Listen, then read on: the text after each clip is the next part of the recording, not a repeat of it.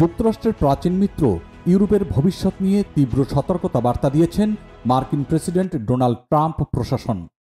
Trump প্রশাসনে প্রকাশিত নতুন জাতীয় নিরাপত্তা কৌশল বা ন্যাশনাল সিকিউরিটি স্ট্র্যাটেজিতে এই সতর্ক বার্তা দেওয়া হয়। দলিলটি বলছে, ইউরোপীয় ইউনিয়ন ও অন্যান্য ট্রান্সন্যাশনাল সংস্থা নিয়ন্ত্রণহীন অভিবাসন ও মত প্রকাশের স্বাধীনতায় বাধা সৃষ্টি করেছে।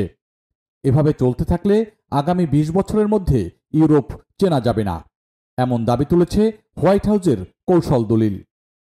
হোয়াইট হাউজের ওই দলিলের ভাষায়, বর্তমান প্রবণতা অব্যাহত থাকলে ইউরোপের কিছু দেশ অর্থনীতি ও প্রতিরক্ষা সক্ষমতা হারিয়ে ফেলবে এবং যুক্তরাষ্ট্রের নির্ভরযোগ্য মিত্র হিসেবে টিকে থাকতে পারবে না। এতে আরও বলা হয়, ইউরোপ বর্তমানে আত্মবিশ্বাসের ঘাটতিতে ভুগছে, যা রাশিয়ার সঙ্গে সম্পর্কের ক্ষেত্রে সবচেয়ে বেশি চোখে পড়ে।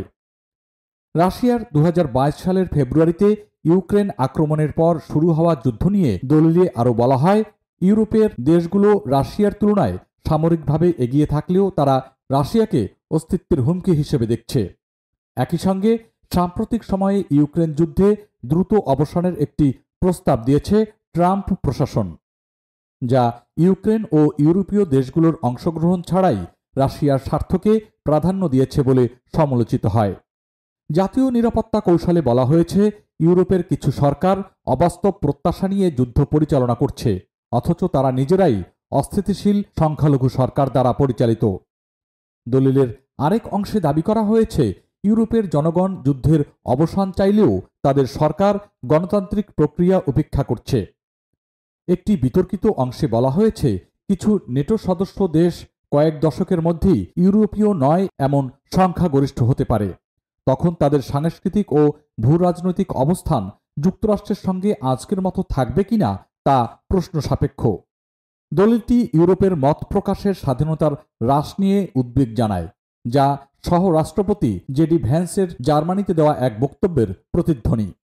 ভ্যান্স ইউরোপীয় নেতাদের অভিযুক্ত করেন ডানপন্থী মতাদর্শের রাজনৈতিক সেন্সরশিপ চালানোর অভিযোগে। ৩৩ পৃষ্ঠার ওই নিরাপত্তা কৌশল ৫টি অঞ্চল, আমেরিকা, এশিয়া, ইউরোপ, মধ্যপ্রাচ্য ও আফ্রিকা নিয়ে মার্কিন পররাষ্ট্রনীতির দিক নির্দেশনা দেয়।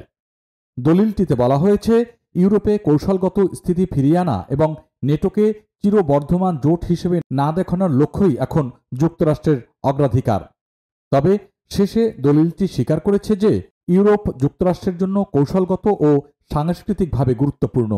আমাদের লক্ষ্য হওয়া উচিত ইউরোপকে তার বর্তমান পথ থেকে সঠিক দিকে ফিরিয়ে আনা।